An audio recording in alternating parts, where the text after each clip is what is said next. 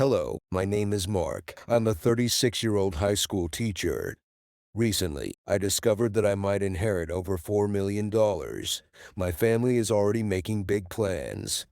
My wife, Lisa, who is 3 years my junior and works as an office assistant, joyfully declared that she had quit her job to start a business with the anticipated funds. At the same time, my father-in-law is dreamily overseeing the construction of a duplex where we could all live together, featuring his ideal kitchen. Caught in the whirlwind of their plans, I tried to intervene. Wait, I haven't received any inheritance yet. Why are you quitting jobs and building homes? But their enthusiasm was hard to curb. Even my mother-in-law suggested a celebratory trip to Florida. Despite the confusion and my rising anger, I felt powerless.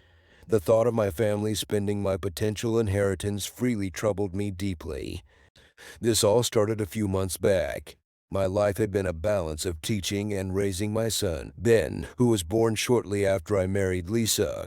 Today, we are visiting my hospitalized father with Ben. "Oh, Grandpa, it's been a while," Ben exclaims, greeting his grandfather, who caresses his hair with a frail hand. A mysterious middle-aged woman in glasses leaves the room as I enter. My father's eyes, sparkling a soft blue, assure me that all is well. I reminisce about my upbringing with my immigrant parents, who moved from overseas to run a business. Raised with love and financial stability, I credit my success and values to my parents, who instilled in me the importance of education and hard work from a young age. A few years after my mother's passing, my father's health declined, and he was admitted to the hospital. With his health as a focus, he handed over the family business to a relative, choosing to spend his days in quiet recovery. "I'm fine, Dad. Do you need anything?" I asked during one of our visits. His reply warmed my heart. "Just having you and Ben come to see me is more than enough." Ben, my 9-year-old son, chatted eagerly with him about school and the latest book he'd read. Watching him, I felt a surge of pride. Ben is a bright and honest child, navigating his formative years beautifully. When we returned home, Lisa greeted us with curiosity. After updating her on my father's condition, she shared tidbits from a seminar she attended, focusing on starting a side business. Lisa has been keen on increasing our income, perhaps driven by dissatisfaction with her current job, which isn't top tier but stable enough, combined with my teaching salary. Sometimes, her eagerness for more financial gain, a trait she might have inherited from her parents, feels overwhelming. Her parents have always had a knack for penny pinching, often awkwardly asking for money during visits, which has strained our relationship. They rarely spoil Ben, not even with Christmas gifts, but fortunately, they live far enough away that our interactions are minimal. Despite these frictions, our home life is steady. Lisa is adept with household chores, and I cherish my days with her, Ben, and the peaceful life we've built. But then, a sudden call from the hospital turned everything upside down. My father's condition had drastically worsened, thrusting our family into a rush to be by his side. My father's breaths were shallow, his voice barely above a whisper as he spoke his last words to me. "Mark, I always wanted you to be happy. Cherish Ben more than anything. I love you." Those words, filled with love and care, were the last I heard from him. My father had dedicated his life to raising me alongside my mother and had a special bond with my son, Ben. At his funeral, his expression was serene, and all I could do was weep alongside Ben, who was equally devastated. Sometime after his passing, a mysterious envelope arrived at our house bearing the seal of a law firm. Puzzled, I opened it to find a document inside. It stated that I was the sole beneficiary of my father's will, a topic we had never discussed. With the document in hand, I decided to visit the law firm on my own. "Hello, I'm the attorney," said Mary, the woman who greeted me, a middle-aged lady with glasses I recognized from the hospital. "You were in my father's hospital room," I said, remembering her face. "Yes, we met there," she replied. "From that time, I was entrusted by your father." Her kind voice nearly brought me to tears again.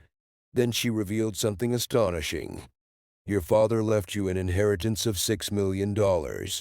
When your mother passed, you waived your right to the inheritance so your father could receive it all. After taxes, this is the amount you inherit. I was stunned. My parents had been wealthy, but I had never imagined the magnitude of their fortune. After marrying, I never asked them for money and avoided discussing inheritances, considering it bad luck. But here I was, feeling overwhelmed by this final gesture of love from my father. Your father cared about you deeply, Mary continued, her tone reassuring. He instructed me to assist you if necessary. Please feel free to discuss anything with me. Grateful, I thanked her multiple times and left the office, feeling a mix of sorrow and gratitude. As time passed, the weight of this inheritance and my father's enduring love stayed with me. Around the time of my father's 50-day memorial service, I found myself increasingly troubled by my family's focus on the inheritance. Lisa, aware of my family's wealth from the days when my mother ran her successful business, began to frequently inquire about the inheritance. Each time she brought it up, still deep in mourning, I asked her to drop the subject. She would comply only to later revisit the topic, unable to hide her curiosity about the financial details. The situation worsened during the memorial service itself. My mother-in-law, perhaps trying to appear helpful, awkwardly broached the topic. Mark, if you're worried about managing the inheritance, we're here to help. We've dealt with family inheritance issues before. It can get tricky, she offered. Her words, meant to reassure, felt hollow to me, given her and my father-in-law's usual disinterest in offering genuine help. 4 months after my father's passing, Lisa's patience seemed to wane. She confronted me again, this time more directly. Have you received your father's inheritance yet? Feeling a rush of discomfort, I chose to mislead her. The procedures are complicated, so not yet. In truth, I had already secured the inheritance safely in a deposit box on the advice of Mary, the attorney, but felt it prudent to keep this information private. Lisa seemed unusually cheerful as she retreated to the bedroom, leaving me with a sense of foreboding. The next day, as Ben and I were cleaning up after dinner, the doorbell rang. Ben rushed to answer it, and when I looked from the kitchen, I saw my in-laws standing at the door with Lisa, who had just returned from work. Surprised and a bit apprehensive, I wondered what brought them there. Unexpectedly, the atmosphere at home became tense. Ben, sensing the growing unease, anxiously glanced at everyone before retreating to his room at my urging. "What's happening here?" I asked, hoping to keep the situation calm. "We have something to celebrate today," exclaimed my mother-in-law, clearly in high spirits as she pulled a beer from the fridge. My father-in-law, carrying the same buoyant mood, chimed in with a dreamy tone. "You've inherited over $4 million, right? We've already started on a duplex for us all to live together. It even has the modern kitchen of my dreams." I was stunned, barely able to process their words. "What are you talking about? I told you I haven't received any inheritance yet." Lisa, with a look of satisfaction, revealed her plans. "I quit my job and decided to start a business using that inheritance," she said, assuming the money was already ours to use. I felt the room spin as my family's assumptions piled up. "You've quit your job and you're building a house. We haven't received any inheritance yet. Why are you acting like it's a done deal?" Ignoring my protest, Lisa and my father-in-law only grew more enthusiastic, discussing plans for a trip to Florida before the duplex was completed. Then Lisa, with a dismissive laugh, accused me of being stingy. "We've checked into it.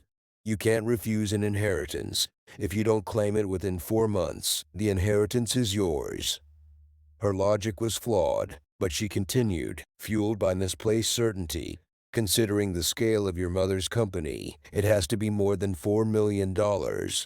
We'll live comfortably. Be sure to have the money ready for the duplex and my startup capital." My head spun as I faced the misguided enthusiasm and pressure from my wife and in-laws. Feeling trapped in a whirlwind of misunderstanding and expectation, I was at my wit's end, overwhelmed by the audacity of my wife and in-laws who eagerly plotted to use the inheritance from my father for their lavish desires. Anger boiled within me, but I couldn't bring myself to erupt. not with Ben possibly overhearing from the next room. Needing to escape, I muttered, "I'm going outside for a bit," but my words were lost in their enthusiastic chatter about spending the inheritance.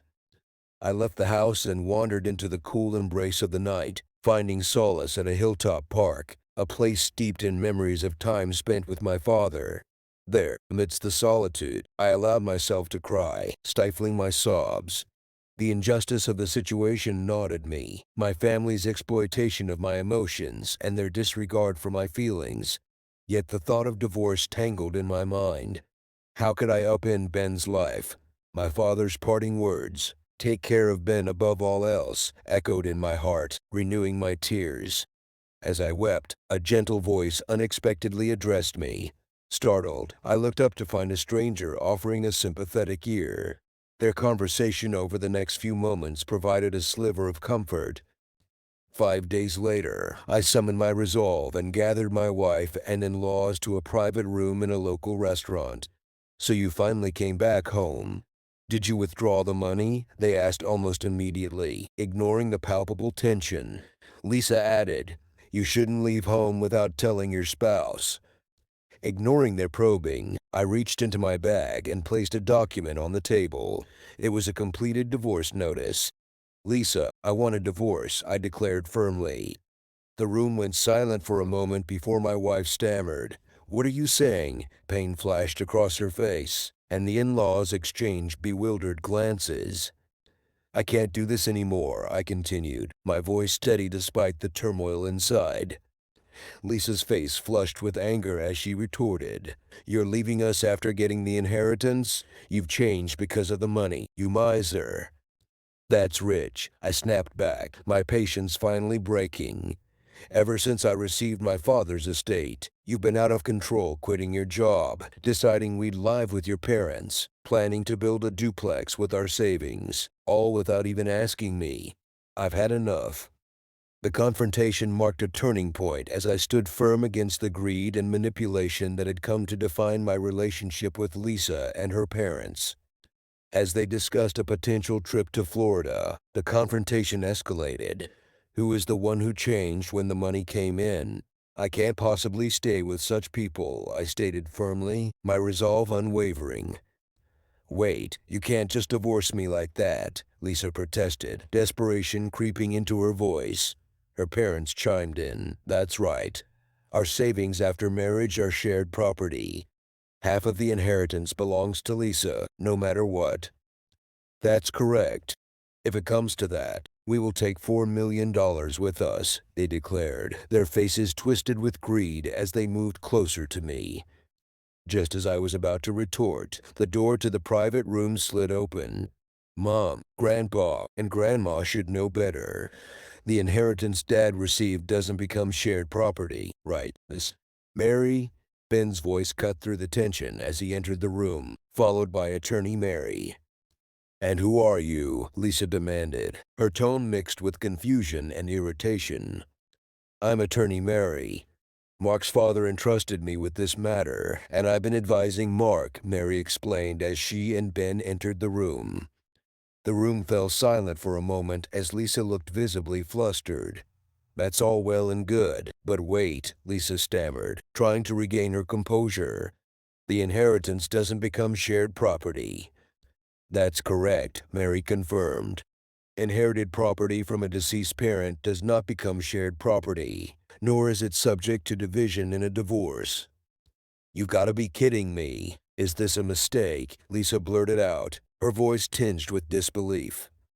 Amidst the flustered responses from Lisa and her parents, I was taken aback by their blatant assumption that my inheritance was up for grabs.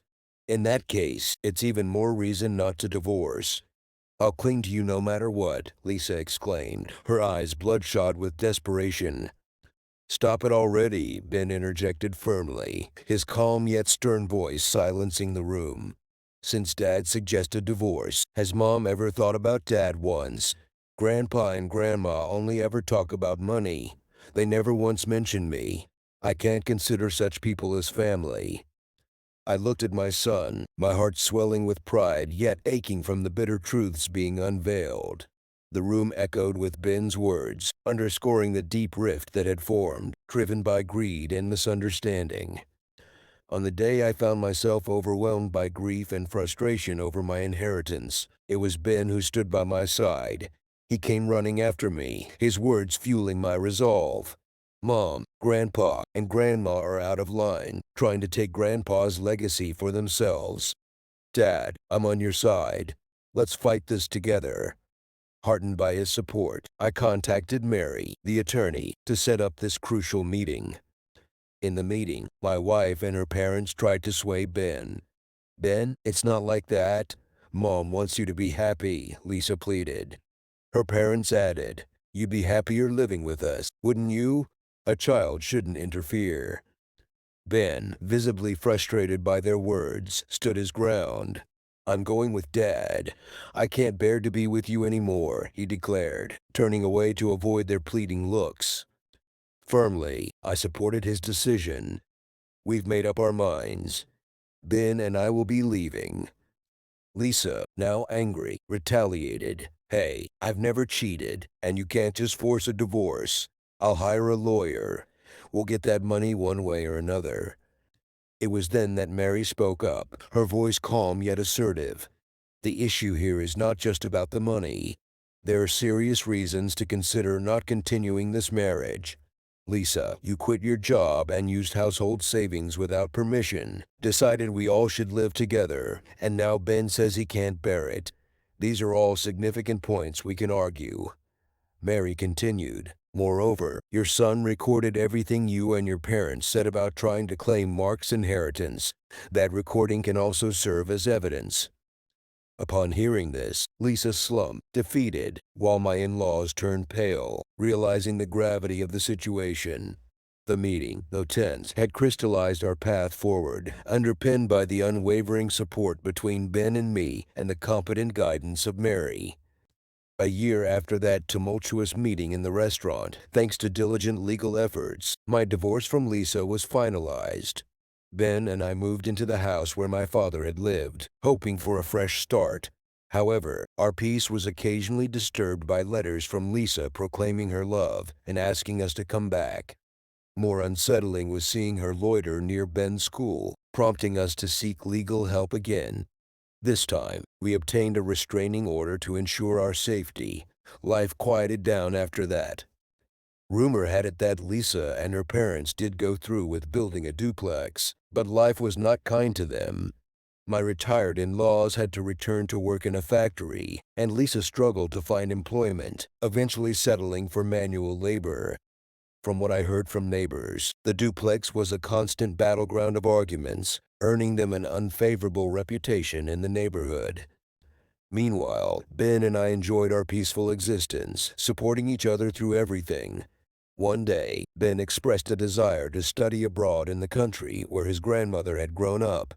Seeing this as an opportunity to cut ties completely with my past life and start anew, we decided to move overseas.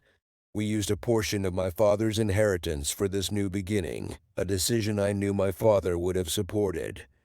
Now, Ben thrives in his new school environment, and I have resumed my teaching career abroad. Every day feels like a step forward in our journey towards lasting peace. We hope to continue living these serene days, far removed from the chaos of the past.